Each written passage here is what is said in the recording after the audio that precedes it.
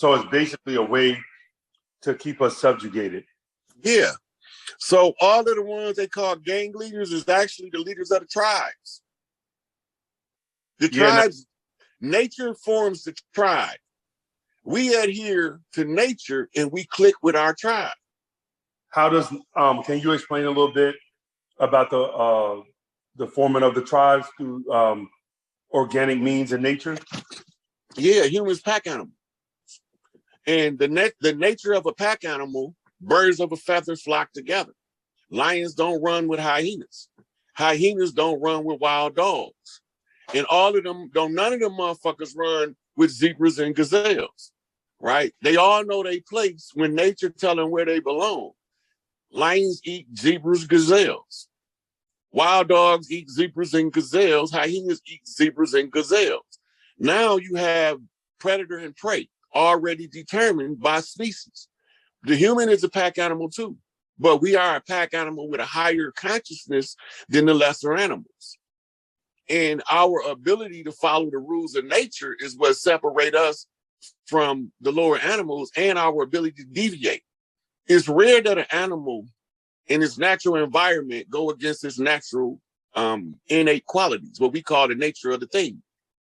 The human is the only animal on earth that can blatantly break from its true nature and adopt a foreign nature. That's why you see humans raised with animals behave like an animal. But an animal raised with a human don't behave like a human. A dog still do dog shit, cats still do cat shit. Right, because humans are endowed with a certain quality of reasoning, and animals are governed by what we call instinct of subjectivity.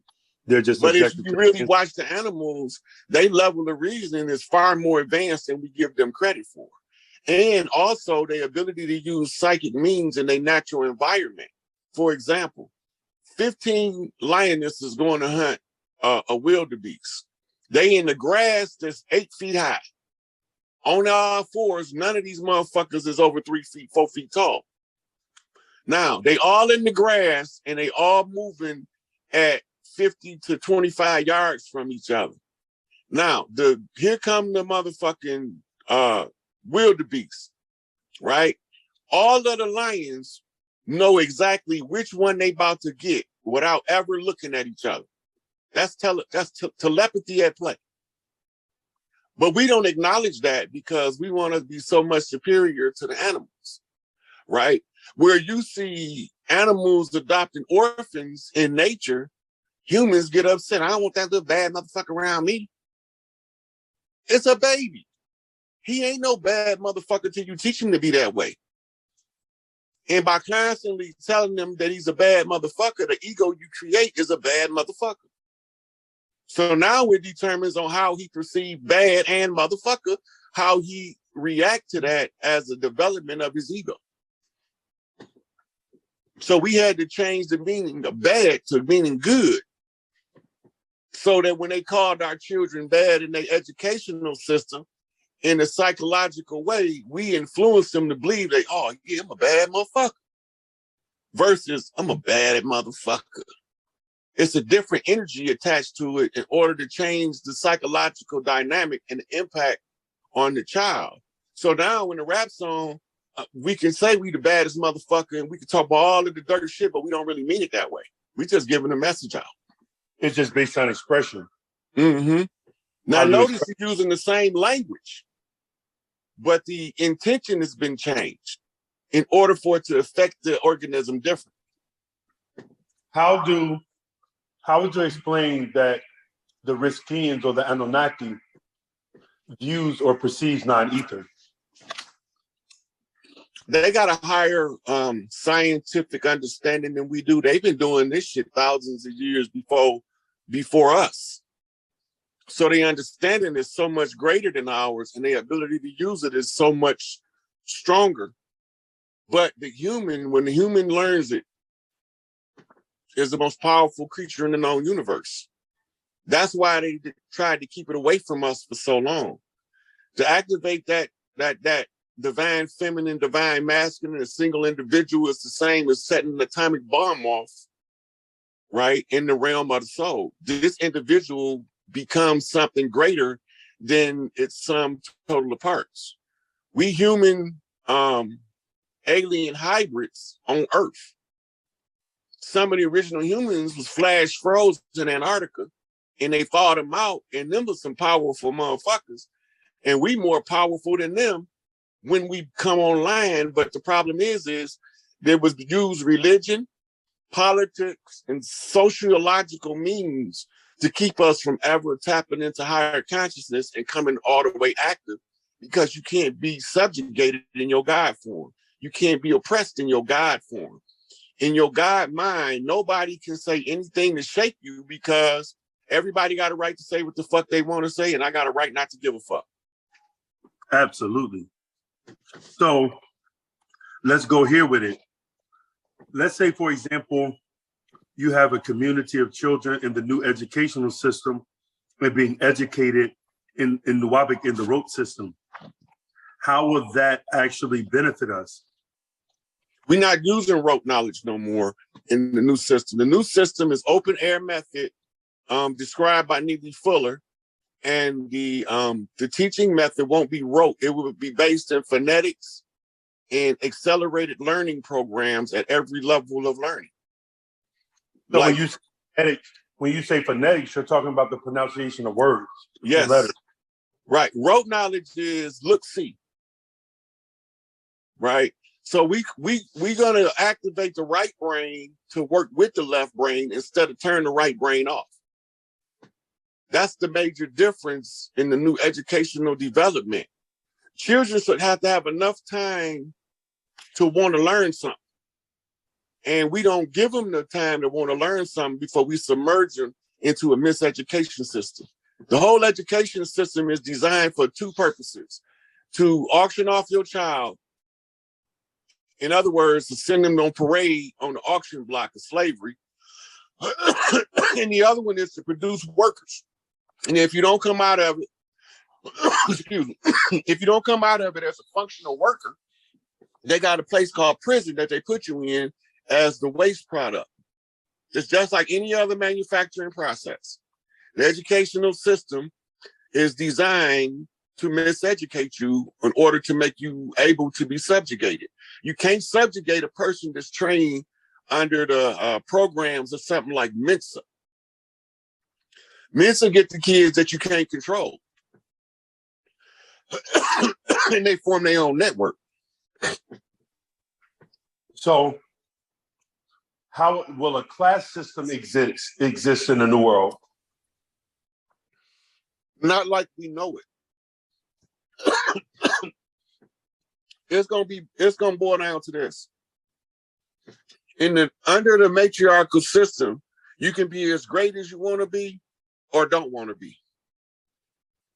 Your greatness level will depend on the effort you put in to develop your greatness. That's kind of like now, the ones who work the hardest, reach the greatest reward if they know what they're working for. But under the system we under now, the ones that work the hardest always work for somebody else. You can't never really see the true benefit of your labors under this system. It's designed to steal your residuals at every level. Okay, so besides Louis Farrakhan's wife, who would be second in line in the matriarchal society? I'm not sure, because a lot of the elder sisters who could have been as respected have passed on, like Ava just passed. So she gotta have the blood too. She gotta have the blood ties to the land, organic to the land, and she gotta be most loved, most respected. And some of these sisters is powerful, but we haven't seen them enough making the connections to know who the second is. Don't mean they're not making them. We haven't seen it. We've seen the connections that Mother Candice's made around the world. Like, I could tell you people that's sisters around the world, females that signed off on her, that had millions of followers, like Winnie Mandela or Imelda Marcos, right? I could go on. It's The wife of several of the wives of Muammar Gaddafi love her to death. So everywhere she go, her effect is the same on the sisters she meet. That's elders in the community, and they all give her a stamp of approval. It's not just us. It's global. For our matriarch to be able to claim the high matriarchy, she had to be globally accepted, not just locally accepted. Right. Over here, it might be an entirely different one just for this land. But for the one that's for the world, the one who got the most respect globally, it would be her. So we won't have to worry about militants and a matriarchal society? Won't have to be worried about what? Militants. Militant is military minded. And the only difference under the matriarchy is everybody is military minded, because we all looking to protect the children like a pack of lions. So will there be a need for military then? Probably a fucking mystic military. We're not gonna be blowing each other up with bombs and shooting each other with guns. That shit is that's so old fashioned warfare. That's the oldest warfare known to creation. Blowing each other up. That's primitive as can be, and that's why it's used.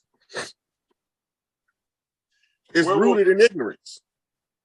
Absolutely, I agree. So let's talk this real quick.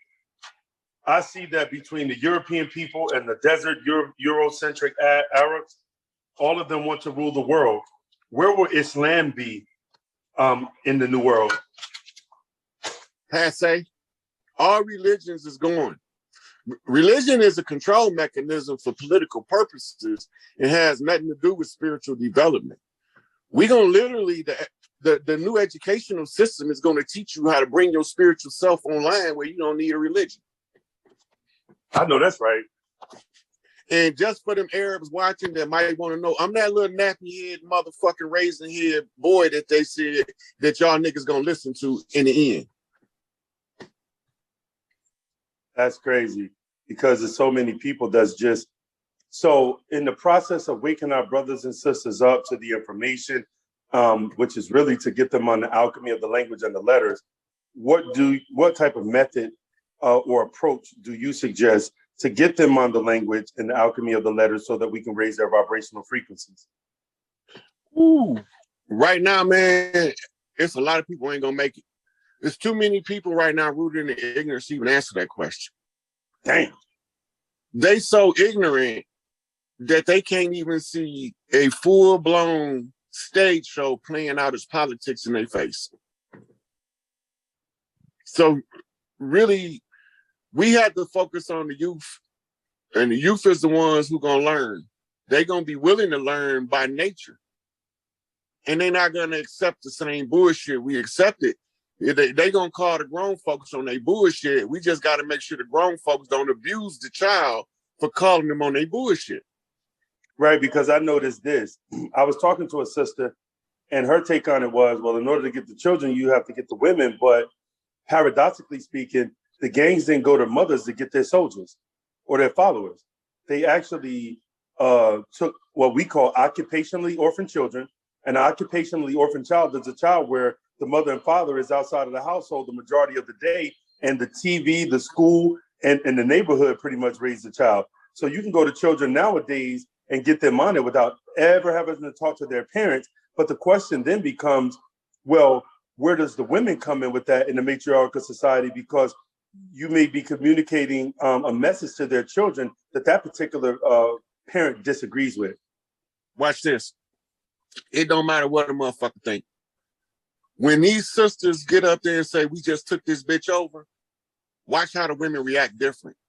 Women that was harlots in the club giving coochie away, gonna go clean themselves up instantly. Because what we don't realize, there's something called the mitochondrial effect of raising a matriarchy that changes the entire psychological makeup of every woman involved. And every woman is automatically involved because they can pass on mitochondrial, affect the mitochondria in the men.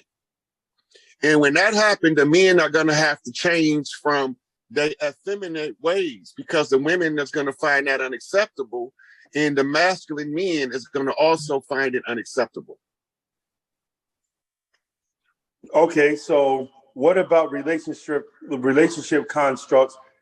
This is another question that one of the brothers had asked me, and a few of the sisters that's in poly relationships.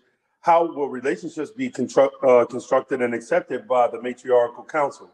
In matriarchy, the most worthy man is the man that's most worthy, period. And the women get to pick their sister wives in the matriarchy. Under patriarchy, the poly lifestyle is the men go pick a bunch of women and have a bunch of kids, and the women don't get along. That's the dumbest shit in the world to me. Sure is. The women got to pick each other. And they got a method of picking each other and weeding each other out, right? And as long as you don't know what you want, that's exactly what you're going to get. Relationships, everybody worried about relationships. Am I going to be in a poly relationship? I can't be like, that's all rooted in jealousy and inadequacy and low self-esteem. It ain't got nothing to do with you grown-ass people. We done lived our life. We done our dirt. We done shot our wide. It's time for the youth. Everything in the matriarchy is geared around the rearing of the children, because that's the future. The relationship is geared around teaching the child how to live their best life, giving them that tools to create their life. If the tools to create their best life entails them learning telepathy, I'm teaching it.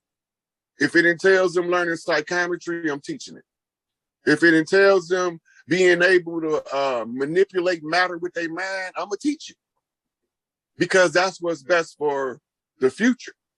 We only think about today, right now, right? And we don't know what happened yesterday. Half of us can't remember what we had for breakfast 2 weeks ago. Right. Right, because we don't watch the long game, and we ain't too keen on watching the short game. To watch the long game, you can look deep into history and see far into the future. You know that if something don't change, then something got to give. And when it gives without the change, it gives in a negative fashion. But if you find a route to the change, then you can control the explosion of the future being born. So what would be the type of political system, if any? Communism, socialism, or will it represent something new that doesn't fit in those categories of socialism, communism, and capitalism? The politics is matriarchy. Matriarchy override all that bullshit. The men is not going to tolerate a democracy. They're not going to tolerate a republic. They're not going to tolerate a communism. Communism is tribalism, taking the family out of the equation causes it to fall apart. Yeah, it's extreme as hell. Not really. It's tribalism without the family dynamic, and that's what causes the problems. It was tribalism with only the chief being able to benefit and all others braves being able to suffer. Well, that's not under matriarchy, that won't be tolerated. Everybody got to have access to their own best life scenario, but you have to teach them how to want more for themselves. Suicide is at an all-time high because we teach low self-esteem as a form of education. Low self-esteem is hardwired into the educational system. Give an example of that. Can you give an example of how low self-esteem is taught? Yeah. You don't matter when you sitting in the back of the class and you don't got on the newest Jordans. Oh, yeah. Now that's common. That's common. Right. And they know that different people from different socioeconomic backgrounds is going to converge on the educational system. So they turned us into consumers in order to perpetuate the low self-esteem. He who can spend the most money and had the least amount saved up got the highest ranking on the idiot scale of low self-esteem. So you go out, you ain't got $100 in the bank, but you spend $140 on some gym shoes. That's dumb as hell. That's what we doing. We consumers now. Here's a very, go ahead. That's what's contributing to the low self-esteem, a consumer. You have to be a consumer because look, if you don't have low self-esteem, you don't give a fuck if the gym shoes cost $5 or $500 as long as they look neat, clean, and fresh. When you got low self-esteem, you got to keep up with the Joneses. And the Joneses got to keep up with the Coneses.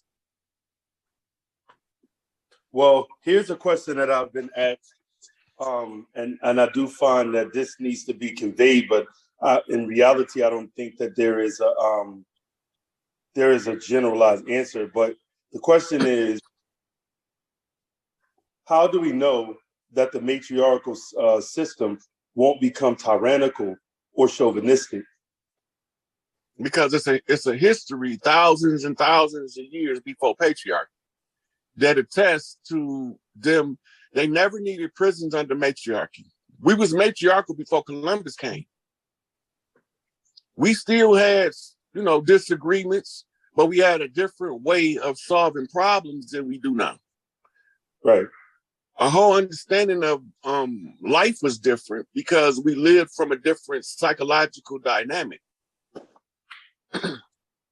So the matriarchy's never been a tyrannical government style, and it never produced tyrants. Because it's always, even if Mother Khadijah is the highest ranked matriarch on the land, guess what? She still got to have at least 72 matriarchs that she got to answer to if she should give out a fucked up order. Right. Not one, she got at least 72. That's where the whole 72 elder idea come from. Oh, okay. So let's address this. Let's address Big Mama. Everybody wants to know, that's been listening to your lives, what is Big Mama, or who is Big Mama? That's prime creator. That's root energy. We was talking earlier about the Shakti to balance out the melanin chaos. Right. That's Big Mama energy does that. We call it mother wit. It comes through the Kabbalah as Sophia. It comes through in Egyptology as Tawaret. Right. It comes through as the native culture as the Great Mother. And the Great Mother is always accompanied by the Great Father in the organic cultures over here in the Americas. Right. And we call the Great Father he who walks the sky, the Great Skywalker. Right. The old man of the sky, the old man of the forest, the old man river. That's all the same energy. But the energy of the masculine is contingent upon the support of the feminine energy. Big Mama energy is the energy that says, this man right here is a good man. And so I'm going to give him the highest rank. It's the energy that tells the pack how to form. It's the energy that tells the man what woman love him for real versus the one that's trying to get over on him and suck his life away. That's Big Mama energy. All it is the great expression of prime creator energy that we can read in nature by understanding nature. What is the difference between Big Mama and non-ether?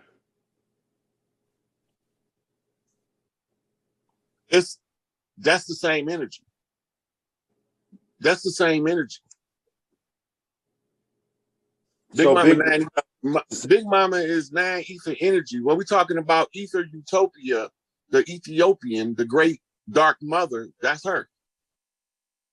So non-ether is actually feminine. Feminine hostile. It's not just feminine.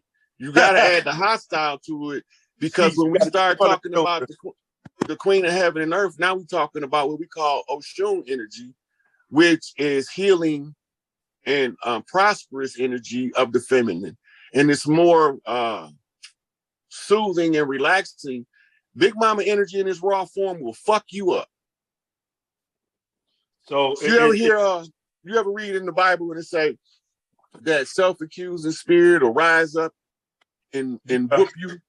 We talk the Yeah. self-accusing spirit is Big Mama. And it comes directly through your mitochondrial as the fuel source to life for organic organisms on Earth. Say that one more time. It comes directly through mitochondria as the fuel source of organic life on Earth. So, okay, with that being said, because we've been taught extensively about mitochondrial DNA in the tab, can you give us a clear, concise, and comprehensive way to view mitochondrial DNA? Well, when you look in a cell, you have a DNA helix and you have a mitochondrial DNA cell in the center of the cell. The DNA, mitochondrial DNA, actually is the fuel source for the entire DNA helix. It's the fuel source for all the cells. It's the actual